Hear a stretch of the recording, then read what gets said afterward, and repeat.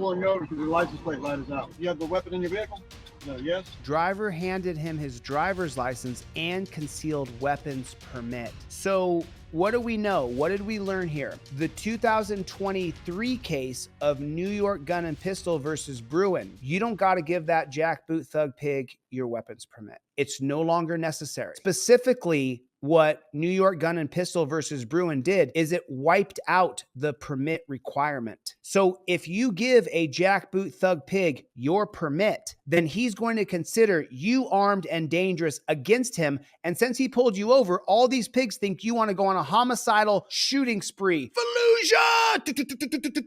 Okay, that's what they think you're doing. What does it say on the trifold? Don't ask me where I'm coming from. Don't ask me where I've been. Don't ask me if I've been drinking. Don't ask me if I have a gun. Because if you alert a jackboot thug pig that you have a firearm on you or in your vehicle, he's going to be afraid for his life. You could die, especially if you're a great big black guy driving an SUV. However, the new rule, the new law is you don't got to give that pig your permit anymore, according to New York Gun and Pistol versus Bruin, 2023. No longer is a permit required. It's all getting turned upside down as far as our Second Amendment right now. And why is that? Because there's so many people being shot all around the country. If someone comes through that door right now, boom, boom, boom, boom, boom, boom, I start shooting right now, right here, immediately. I'm not going to die. You think I give a damn what the state thinks? Don't give him and don't tell him. You know how they teach you, oh, if you have a gun, you have to tell the cop you have a gun. No, you don't. You do not. That's a lie they perpetuated. And it's still being perpetuated that you got to tell the cop you have a gun. No, you don't. No, you don't. And now it's rule of law. Exactly correct. I don't need a permit for my Second Amendment. They'll call it a privilege. It's your right. But if you give, see, what does it say here? Driver hands his driver's license and concealed weapons permit. From there, the cop loses his shit and starts grabbing him, opening the, he's got a gun and he's black. Blackie's trying to kill me. That's literally how they see you black people. They see black people as the absolute enemy. Also, if you're poor and white, you're the enemy. If you're poor and brown, you're the enemy. It just so happens cops were created for blacks, 1704 South Carolina slave catchers. So we know that you don't tell him you have a gun. It's not going to help you. You're not going to be better off. That's not how it's going to go. So watch this cop lose his shit over what? The Supreme Court is not worthy of respect. The Supreme Court's trash. As I'm getting ready to teach constitutional law scholar here on the wall, I can tell you now, the cases I'm going to be revealing this time, what I did last time was just Terry cases. This time we go back into the 19th century. And let me tell you something, the cases are horrific. The child labor, the things they did to children, the way they gave all the benefits to big business. The reason why I'm going back into the 19th century is because I want to show you guys how the people who are appointed to the Supreme Court, they're appointed by elitists. The government doesn't appoint the Supreme Court. The elitists tell the government who to appoint on the Supreme Court. Who tells them today? Google, Facebook, Oracle. They tell the government, we want these people right here on the Supreme Court. Here's your choices. They tell the government, you'll nominate these people here. Each and every one of them has already sworn they'll do the bidding of the elitist rich in our country. Are you, anybody here a billionaire? Is anybody here a billionaire? I'm a thousandaire. I'm $1,000 heir.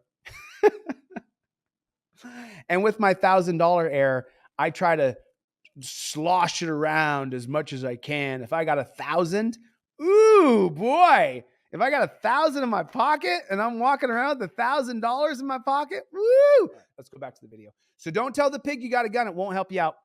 Vehicle? Yes? Correct. Yeah. Where's the weapon at? Wait. Then he tells him where the gun is. Now the cop's extra scared. And why do we, so the night, okay. Do me a favor, step out here with me. I haven't committed any crimes. I'm asking you to do that while you got a weapon on you. But you had a CHL, so he's authorized to carry and conceal. You don't have to raise your voice, but you don't have to raise your voice. Because I'm not talking to you, I'm talking to him. Well, I already answered you, man. I haven't committed I'm any asking you to crime. step out of the vehicle while Why? you have a weapon on you. I can take the weapon off For of my you. safety and your safety. I gave you that for your safety. I understand why you gave me this. You're required by law to give me this. It's not for my safety. I'm asking you to step out of the vehicle for my safety. How many times? Can we just count real quick how many times he says my safety here? Let's just count it. Authorized to carry and conceal.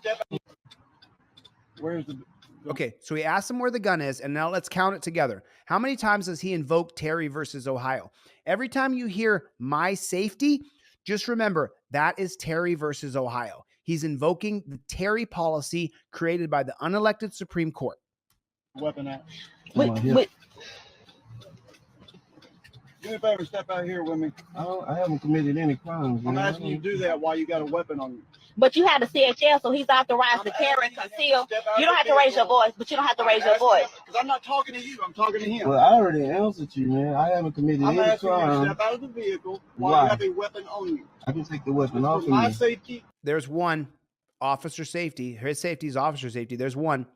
in your I safety. gave you that for your And your safety, I'm perfectly fine with my gun in my car. I don't need you to protect me. That's why I got my gun. safety. I understand why you gave me this. You're required by law to give me this. It's not for my safety. There's two.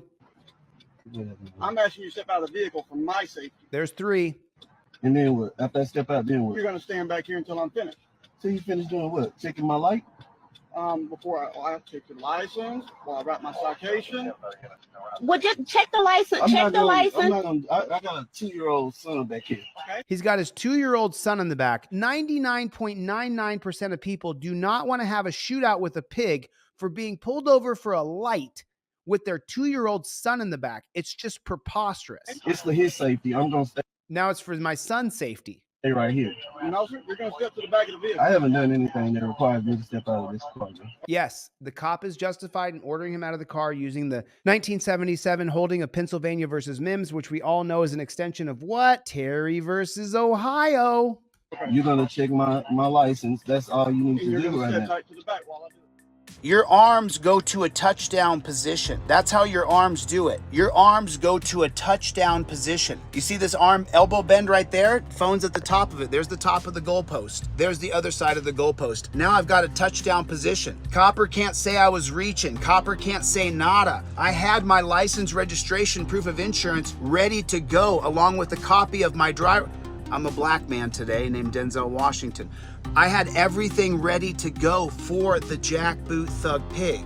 I had everything ready to go. License, registration, proof of insurance, everything was together on a laminated card. I already laminated it. I took my time to do it because I don't want this jackboot thug pig to have any kind of power over me. I gave you everything I have to give you required by law. Leave me alone at that point. I'm not gonna play the game of why'd you pull me over. I'm not gonna play the game of do you know how fast I was going. No, no, no, no, no. We've seen time and time and time again that you end up going in torture cuffs, that you end up going to jail. You have to use the trifold. Then the cop says, you know what?